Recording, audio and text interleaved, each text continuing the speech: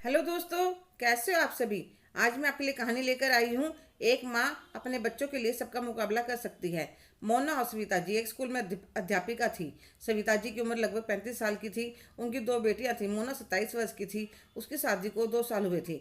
दोनों में आपस में काफ़ी पटती थी। सविता जी के पति भी एक ऑफिस में काम करते थे और काफ़ी अच्छे स्वभाव के थे। एक बिटिया 5 साल की और एक 8 साल की थी। मेरे परिवार में मैं और मेरे पति थे, पर सविता जी का परिवार काफ़ी लंबा और चौड़ा था। सास ससुर नंद देवर बाकी सब रिश्तेदार। मैं सोचती सविता जी कितनी खुशकिस्मत है। उनकी ससुराल कितनी बड़ी है। कोई भी परेशानी हो तो आदमी को चिंता ही नहीं रहती। और एक हमें पति पत्नी। सविता जी से मिलने के बाद उनसे काफ़ी लगाव हो गया था।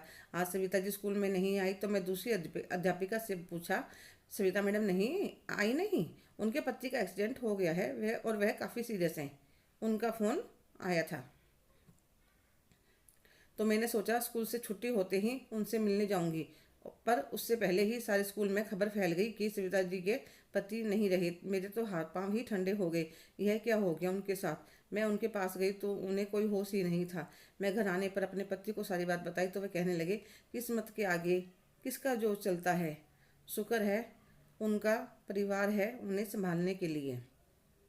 एक दिन उन्होंने सारे रिश्तेदारों को घर पर बुला रखा था तो हम कई मैडम भी गई थी। सभी सविता जी के गले मिलकर रो रहे थे। बेचारी क्या करेगी, कैसे करेगी। छोटी छोटी बच्चियां हैं। कुछ देर बाद खाना शुरू कर दिया।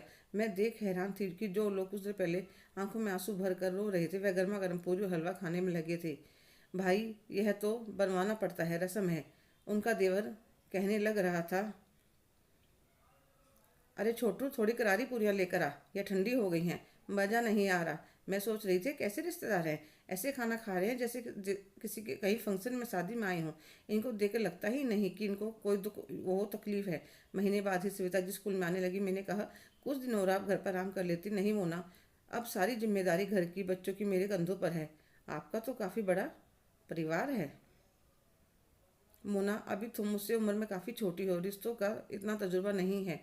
और दिखने में जितने रिश्तेदार अपने लगते हैं, समय आने पर ही उनके असली रंग दिखते हैं। मेरा देवर जो इतना प्यारा बनता था अपने भाई का, अब वह मेरा मकान अपने कब्जे में करने की कोशिश में है। भाभी आप अकेली कैसे रहोगी, आप मेरे साथ चलो, वहीं रहना, हम यह मकान बेच देंगे। नौकरी आप वहाँ पर भी कर सकती हो, किसी भी स्कूल में। और मैं तो हूँ ही। मैंने उसे धमका दिया, खबरदार जो आज के बाद मेरे घर पर नजर रखी। मैं अपना और अपने बेटों का ध्यान खुद रख सकती हूँ। तो मैं सविता दी की तरफ देखने लगती हूँ। सच में परिस्थितियाँ इंसान को कितना मजबूत बना देती हैं। आज एक माँ अपनी बेटियों के भविष्य के लिए सबसे मुकाबला करने के लिए तैयार है। तो मैंने कहा, सुनी सविता दी, आपको कभी कोई भी जरूरत हो मुझे हमेशा अपने साथ खड़ी पाइएगा। तो वे मेरे गले लग जाती हैं।